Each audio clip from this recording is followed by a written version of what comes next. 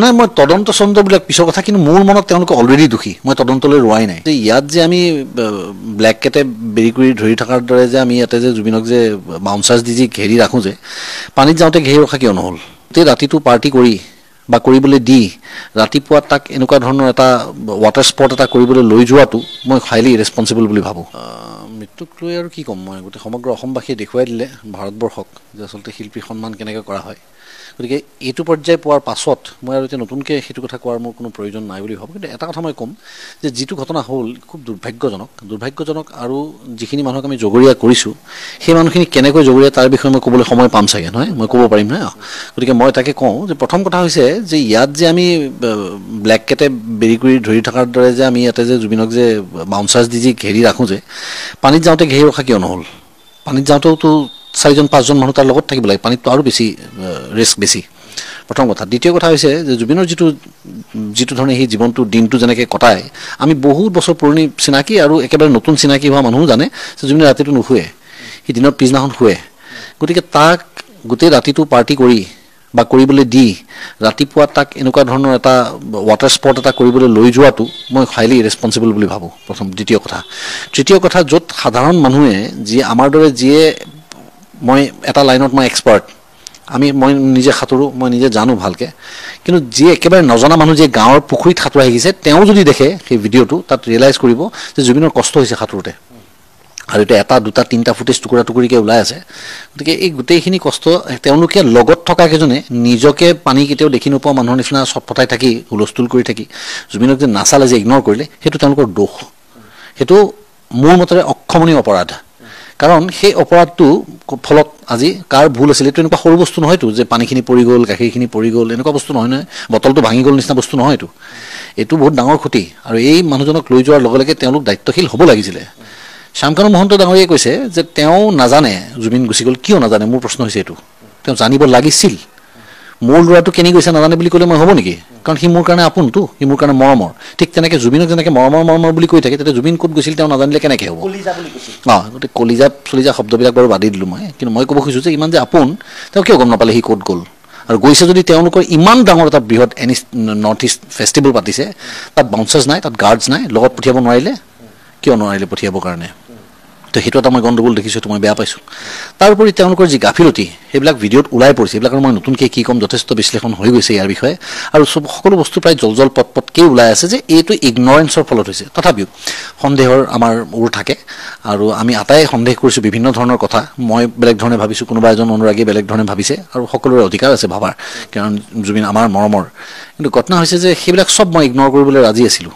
মই এইটো এটা ইগনৰেঞ্চ তেওঁলোকে অসাৱধান হৈ পেলাই এনেকুৱা হ'ল বুলি মই মানি ল'বলৈ বাধ্য এইটো এটা দুৰ্ঘটনা বুলি মানি ল'বলৈ বাধ্য কিন্তু তাৰ পাছত যে অতি নিৰ্লজ্জজনকভাৱে শ্যামকানু মহন্তই যে ফেষ্টিভেলটো যে কণ্টিনিউ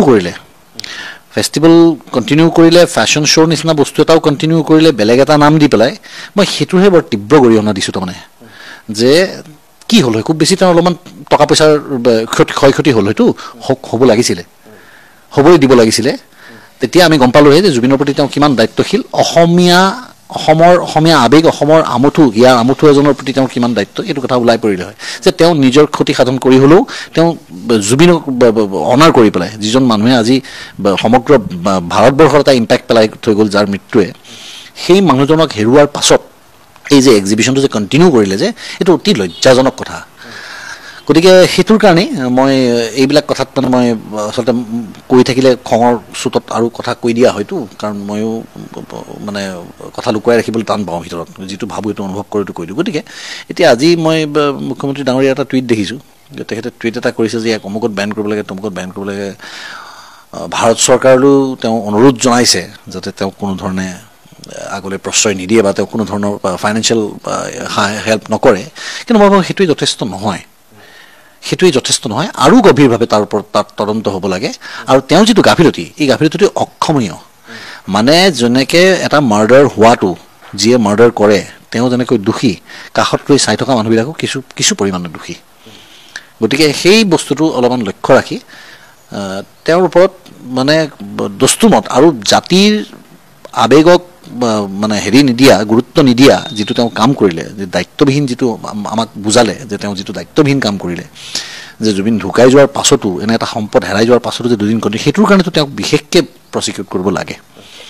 আৰু এই যিজন মেনেজাৰ সেইজনক লৈ কি ক'ব বিচাৰিব? সিদ্ধাৰ্থৰ মই আজিলৈকে যেতিয়া দেখি আছোঁ মই এনেকুৱা ধৰণৰ কথা কেতিয়াও ভবাই নাছিলোঁ, মনলৈ কেতিয়াও অহাই নাছিল। কিন্তু যিবোৰ তথ্য এতিয়া সন্মুখলৈ আহি আছে এই হোৱাটছএপ হেৰিবোৰ কনভাৰচেশ্যনবিলাক, এতিয়াতো অলপ সন্দেহ কৰিবলৈ আমাৰো চিন্তা থল আছে, নোহোৱা নহয়। আৰু যিটো ধৰণে তেওঁলোকে মই ক'লোঁ নহয় অলপ আগতে যে যেনেকৈ ইয়াত যেতিয়া থাকে জুবিন নিজৰ মানুহখিনিৰ মাজত মাটিত, তেতিয়া তেওঁলোকে যে 6জন-7জন বাউন্সাৰ দি বেৰি কৰি ধৰি থাকে যে ইয়াৰ পৰা বিদেশী ভূমিত লৈ গৈ পানী সাগৰৰ পানীৰ নিচিনা জেগা এটাত তেওঁলোকে যে তাত যে তাক বেৰি কৰি নধৰিলে কিয়, সেই প্ৰশ্নটো মোক উত্তৰ দিব লাগিব। চাইছোঁ, মই চাইছোঁ, গোটেইকেইটা চাইছোঁ, কিয় পিন্ধিব দিব তাক তেনেকৈ সাঁতুৰিবলৈ। আৰু বাৰম্বাৰ যেতিয়া বিশেষকৈ সি মেনেজাৰ, হি ছাপ'জ টু ন' এভৰিথিং, তেওঁ চব জানিব লাগে। যিটো কথা আমাৰ বাচ্চাই জানে অসমখনত যে জুবিনৰ যিটো ডিছঅৰ্ডাৰ আছে, সেই বিশেষ অসুখটোৰ কাৰণে তাক পানীত যাবলৈ, জুইৰ ওচৰত যাবলৈ মানা কৰি থোৱা হৈছে। তাৰপিছত ইমান গাফিলতি কিয়, সেই গাফিলতিৰ পৰিণাম তেওঁলোকে ভুগিব লাগিব। আৰু এই এটা কথা কোৱা হৈছে যে এতিয়া তেওঁ এই চামকানু মহন্ত ডাঙৰীয়াই আপুনি যদিহে চাই আপুনি প্ৰগ্ৰেমটোতো অনুষ্ঠানটো কৰিলেই, তাৰ পাছতো কিন্তু তেওঁ সামাজিক মাধ্যমত কোনো ধৰণৰ দায়িত্ববোধ নোহোৱাকৈ তেওঁৰ প্ৰতি অকণমান এটা শব্দও নিলিখিলে। এতিয়া মই এটাই কথা ক'ম, যিয়ে যিটো বিচাৰে জীৱনত তাকেই পায়। মই এক্সাৰচাইজ কৰি পেলাই মোক বডি লাগিছিলে, মই কৈ লৈ ল'লোঁ। কাৰোবাক যদি মান লাগে তেওঁ মান ল'ব। জুবিনে মানুহ বনাব লাগিছিল, মানুহ বনালে, টকা পইচাৰ কথা চিন্তা নকৰি। চামকানু মহন্তহঁতে নিজৰ কাৰণে কি গঢ়িছে তেওঁলোকে নিজে জানে। আৰু কিন্তু বহুত কেইজন অসমীয়া মানুহো তাত আছিলে, সেই গোটেই সোপাকে নহয়, মই তদন্ত চদন্তবিলাক পিছৰ কথা, কিন্তু মোৰ মনত তেওঁলোকে অলৰেডি দোষী। মই তদন্তলৈ ৰোৱাই নাই। তেওঁলোকে জুবিনৰ দৰে এজন ব্যক্তিক লৈ গৈ তেনেকুৱা এটা সত্তাক লৈ তেওঁলোকে হেতালি খেলিব নালাগিছিলে। গতিকে এইটো সাংঘাতিক ডাঙৰ অপৰাধ, কাৰণ কিছুমান ভুল অক্ষমনীয় হয়। গতিকে এই ধৰণৰ ভুলবিলাক অক্ষমনীয়। তেওঁলোকে চাব লাগিছিলে যাতে তেওঁ আৰু ড্ৰিংক নকৰে। তেওঁলোকে চাব লাগিছিল যে এই মানুহজন ৰাতি শোৱা নাই, কালি তেওঁৰ ফাংচন আছে, আজি তেওঁ পানীত লৈ আহিছোঁ। এইটো কোন হয় মানুহটো? সেইটো জুবিন গাৰ্গ হয়। ধেমালি কৰিব পৰা মানুহ নহয় নহয়, এটা ইমান সহজতে ইমান ধেমালি কৰি এৰি দিব পৰা মানুহ নহয়তো। গতিকে সেইটো তেওঁলোকে কেয়াৰ ল'ব লাগিছিলে। মোৰ দৃষ্টিত তদন্ত হওক নহওক তেওঁলোক অলৰেডি অপৰাধী। কেনেকুৱা ধৰণৰ শাস্তি হোৱাটো বিচাৰে সেইটো আৰু মই কিয় ক'ম, সেইটো ন্যায় ব্যৱস্থাই ক'ব। কিন্তু মই তেওঁলোকক ক্ষমা কৰিব নোৱাৰিম কোনোদিন। মোৰ সন্মুখত আহিলেতো তেওঁলোকে অন্ততঃ মোৰ পিনৰ পৰা কঠোৰ কেইটামান কথাটো শুনিব। মানে আইনী প্ৰক্ৰিয়াটো আইনে জানিব, বা যিখিনি অধিবক্তা আছে, যিসকলে আজি লাগি আছে, জুবিনৰ অনুৰাগী যিমানসকল আছে প্ৰত্যেকটো ডিপাৰ্টমেণ্টত আছে, তেওঁলোকে ডিল টেক কেয়াৰ অফ ইট। মই তাৰ বিষয়ে নাজানো, গতিকে মই খুব আৱেগিক হৈ পেলাই এতিয়া তেওঁলোকক কোবাই মাৰি পেলাব লাগে বুলি ক'ব নোৱাৰোঁ। কিন্তু কথা হৈছে যে তেওঁলোক দোষী। যি মৃত্যু ৰহস্য, এই সন্দৰ্ভত কেতবোৰ চাঞ্চল্যকৰ তথ্য ইতিমধ্যে পোহৰলৈ আহিছে। এই ঘটনাক লৈ ব্যাপক সন্দেহৰ অৱকাশ হৈছে যে ঘটনাস্থলত থকা লোকসকলে আচলতে জুবিন গাৰ্গৰ সৈতে কি কৰিছিল। আৰু এই ক্ষেত্ৰত ইতিমধ্যে বিষয়টোক লৈ যথেষ্ট সৰব হোৱা দেখা গৈছে জুবিন গাৰ্গৰ বন্ধু তথা জ্যেষ্ঠ সাংবাদিক অতনু ভূঞা। আমাৰ লগত এই মুহূৰ্তত পোনপটীয়া সম্প্ৰচাৰত উপস্থিত আছে অতনু ভূঞা। অতনু ভূঞা, আপোনাক স্বাগতম জনাইছোঁ। কিছুদিনৰ পৰা আপুনি এই বিষয়টোক লৈ যথেষ্ট তৎপৰ হৈ আছে। জুবিন গাৰ্গৰ মৃত্যুৱে অসমীয়াক ব্যথিত কৰিছে, কিন্তু এই সময়ত জুবিন গাৰ্গৰ যি মৃত্যু ৰহস্য উদঘাটনৰ ক্ষেত্ৰত যিদৰে আগবাঢ়িব লাগিছিল, যিদৰে বিষয়বস্তুসমূহ অগ্ৰসৰ হ'ব লাগিছিল, সেয়া হোৱা নাই নেকি? আপুনি প্ৰায়ে আক্ষেপ কৰি আছে। অতনু ভূঞা, এই ক্ষেত্ৰত কি হোৱা দৰকাৰ? জুবিন গাৰ্গৰ যি মৃত্যু ৰহস্য, সেই মৃত্যু ৰহস্যৰ তদন্তত চৰকাৰে যি ধৰণে ব্যৱস্থা গ্ৰহণ কৰিব লাগিছিল সেই ধৰণে ব্যৱস্থা হোৱা নাই বুলি মই সন্দেহ প্ৰকাশ কৰিছোঁ। ইতিমধ্যে ৰাজ্যৰ বিভিন্ন দাবীৰ পৰিপ্ৰেক্ষিতত মুখ্যমন্ত্ৰী হিমন্ত বিশ্ব শৰ্মাই সমগ্ৰ বিষয়টোৰ তদন্তৰ দায়িত্ব CID-ক দিছিল। খবৰ অনুসৰি অহা 20 ছেপ্টেম্বৰতে CID-য়ে গোচৰ ল'লে। আজি 24 ছেপ্টেম্বৰ হৈ গ'ল। এই 24 ছেপ্টেম্বৰৰ 4টা দিনত CID-ৰ ফালৰ পৰা একো কৰাই নহ'ল। এতিয়া সমগ্ৰ ঘটনাৰ ক্ষেত্ৰত প্ৰশ্ন আহিছে যে যিকেইজন অভিযুক্ত, এই অভিযুক্তকেইজন কোন সেই বিষয়ে আমি কোৱা নাই। স্বয়ং মুখ্যমন্ত্ৰীয়ে সংবাদমেলত কৈছিল তেওঁলোকৰ নাম হৈছে শ্যামকানু মহন্ত, শেখৰ গোস্বামী, সিদ্ধাৰ্থ শৰ্মা আৰু সঞ্জীৱ নাৰায়ণ। এই 4জন অভিযুক্তৰ বিৰুদ্ধে বিভিন্ন আৰক্ষী থানাত গোচৰ ৰুজু হৈছে বুলি মুখ্যমন্ত্ৰী হিমন্ত বিশ্ব শৰ্মাই আনুষ্ঠানিকভাৱে ঘোষণা কৰিছিল। আজি পুৱা মুখ্যমন্ত্ৰী হিমন্ত বিশ্ব শৰ্মাই শ্যামকানু মহন্তৰ অনুষ্ঠানক ব্লেকলিষ্টেড কৰিছে। অৰ্থাৎ শ্যামকানু মহন্ত যে দোষী সেই কথাটো মুখ্যমন্ত্ৰীয়ে ইতিমধ্যে চূড়ান্ত কৰিছে। এতিয়া প্ৰশ্ন হৈছে 4জনক সোধপোছ কৰা হোৱা নাই কিয়? এতিয়া খবৰ আহিছে যে এই 4জনক স্পষ্টীকৰণ দিবলৈ সুযোগ দিয়া হৈছে নেকি? গোচৰ ৰুজু হোৱাৰ পিছত শ্যামকানু মহন্তই ফেচবুক যোগে স্পষ্টীকৰণ দিছে। শেখৰ গোস্বামী নামৰ ব্যক্তিজনে, যিজন জুবিন গাৰ্গৰ ৰেকৰ্ডিষ্ট আছিল, যি পানীত জুবিন গাৰ্গক সাগৰলৈ নমাত তেওঁ গুৰুত্বপূৰ্ণ ভূমিকা লৈছিল, জুবিনৰ সৈতে একেলগে সাঁতুৰি আছিল। যদিও জুবিন গাৰ্গ পানী আৰু জুই কাষৰ পৰা আঁতৰি থকাটো প্ৰয়োজন আছিল, সেই কথা শেখৰ বা সিদ্ধাৰ্থই ভালকৈ জানে। সেই শেখৰ গুৱাহাটীলৈ আহি বিভিন্ন টেলিভিছন চেনেলক বাইট দি আছে, সাক্ষাৎকাৰ দি আছে, কিন্তু তেওঁক এতিয়ালৈকে CIDয়ে জেৰা কৰা নাই। তৃতীয়জন ব্যক্তি সিদ্ধাৰ্থক দিল্লীত আহিছিল একেলগে জুবিনৰ মৃতদেহৰ সৈতে। মুখ্যমন্ত্ৰী হিমন্ত বিশ্ব শৰ্মাই নিজে ঘোষণা কৰিছে যে তেওঁক সিদ্ধাৰ্থক এইভাবে আটক কৰা নাই যিহেতু গৰিমা গাৰ্গে তেওঁৰ বিৰুদ্ধে ব্যৱস্থা ল'বলৈ হাক দিছিল এইবুলি গৰিমা গাৰ্গে বক্তব্য আগবঢ়াইছিল। কিন্তু আজি গৰিমা গাৰ্গে স্পষ্ট কৰিছে এই পৰ্যন্ত সিদ্ধাৰ্থই গৰিমা গাৰ্গৰ সৈতে যোগাযোগ কৰা নাই। সেই সিদ্ধাৰ্থক ৰাজ্য চৰকাৰে পোৱাৰ পিছতো এৰি দিলে নেকি? চতুৰ্থজন ব্যক্তি আহিছে সঞ্জীৱ নাৰায়ণক আজি পৰ্যন্ত সোধা পোছা কৰা নাই। বৰঞ্চ সঞ্জীৱ নাৰায়ণে আজি 3 বজাত সংবাদমেলৰ আয়োজন কৰিছিল গুৱাহাটী প্ৰেছ ক্লাবত। কিন্তু শেষ মুহূৰ্তত সামাজিক মাধ্যমত ইয়াৰ প্ৰতিবাদ হোৱাৰ পিছত ৰাজ্য চৰকাৰে গুৱাহাটী প্ৰেছ ক্লাবত তেওঁৰ সংবাদমেল নিষেধ কৰিলে। এনে অৱস্থাত নিজৰ চেনেলৰ কাৰ্যকলাপত 3 বজাত তেওঁ প্ৰেছ কনফাৰেন্সৰ আয়োজন কৰিছে। ইয়াৰ পৰা মই প্ৰশ্ন কৰিব বিচাৰিছোঁ এই অভিযুক্তকেইজনক স্পষ্টীকৰণ দিবলৈ ৰাজ্য চৰকাৰে সুযোগ দিছে নেকি? স্পষ্টীকৰণ দিয়াৰ পিছতে অসমৰ ৰাইজৰ ওচৰত তেওঁলোকে স্পষ্টীকৰণ দি নিজকে ধোঁৱা তুলসী পাত সজাব আৰু তাৰ পিছতে CIDয়ে তেওঁলোকক সোধা পোছা কৰিব নেকি? এইবোৰ প্ৰশ্ন আমি মুখ্যমন্ত্ৰীক এই মঞ্চৰ জৰিয়তে কৰিব বিচাৰিছোঁ। কুমুদ, এটা কথা এতিয়া যথেষ্ট গুৰুত্বপূৰ্ণ প্ৰশ্ন হৈ আছে সকলোৰে মনত সন্দেহ জুবিন গাৰ্গৰ যিবোৰ সম্পত্তি জুবিন গাৰ্গৰ যিবোৰ সৃষ্টি ক্ৰিয়েশ্যন সেইবোৰৰ এতিয়া প্ৰপাৰেটৰ বা মালিক সিদ্ধাৰ্থ শৰ্মা হ'ব। যিবোৰ ILP লোৱা আছে গোটেই ক্ষেত্ৰত জুবিন গাৰ্গ আৰু সিদ্ধাৰ্থ শৰ্মাৰ নাম আছে। এই মুহূৰ্তত যিসকল লোকে জুবিন গাৰ্গৰ গীত শুনি আছে Spotify, Gaana.com, JioSaavn এইবিলাকৰ পৰা ৰয়েলটি এতিয়াও সিদ্ধাৰ্থ শৰ্মাৰ একাউণ্টলৈ গৈ আছে। মই ভাবোঁ এই ক্ষেত্ৰত সিদ্ধাৰ্থ শৰ্মাৰ বিৰুদ্ধে ৰাজ্য চৰকাৰে CIDয়ে তাৎক্ষণিকভাৱে কি ব্যৱস্থা গ্ৰহণ কৰাৰ প্ৰয়োজন আছে? অতনু ভূঞা। মই এই বিষয়ে বিতংভাৱে নাজানো, কিন্তু জুবিন গাৰ্গক মই যিধৰণে জানো জুবিন গাৰ্গ এজন আপোন বোলা ব্যক্তি। জুবিনে গান গায়, জুবিনে পইচা পাতিৰ কথা একো নাজানে। জুবিনে বিভিন্ন ফাংচনত যি গীত পৰিৱেশন কৰে সেই ফাংচনৰ যি লেনদেনৰ দায়িত্ব সেয়া সিদ্ধাৰ্থই কৰে। ইয়াৰ পূৰ্বে এই কাম তানসেনে কৰিছিল।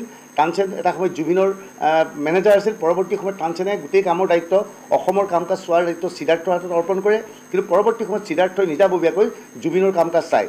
কোনখন ফাংচনত জুবিনে কিমান পইচা পাব সেয়া সিদ্ধাৰ্থই নিৰূপণ কৰে। আৰু এই পইচাৰ পৰা মই যিটো জানো প্ৰতিখন ফাংচনখনৰ পৰা এটা নিৰ্দিষ্ট পাৰ্চেণ্টেজৰ পইচা সিদ্ধাৰ্থৰ লগলৈ যায়, বাকীখিনি পইচা জুবিন গাৰ্গৰ হাতলৈ আহিব লাগে। সেইধৰণ জুবিনৰ হাতলৈ কেনেকৈ আহে সেয়া এটা প্ৰশ্নৰ বিষয়। যিহেতু জুবিনে যেতিয়া ফাংচনত গীত পৰিৱেশন কৰে চেকত টকা নহয় নগদ ধন দিয়া হয়, সেই ধৰণৰ কিমান ধন জুবিন গাৰ্গৰ একাউণ্ট চলাইছে সেয়া প্ৰশ্নৰ বিষয়। জুবিনে আজিকালি শেহতীয়াভাৱে নতুনকৈ এটা ছিষ্টেম কৰিছিল।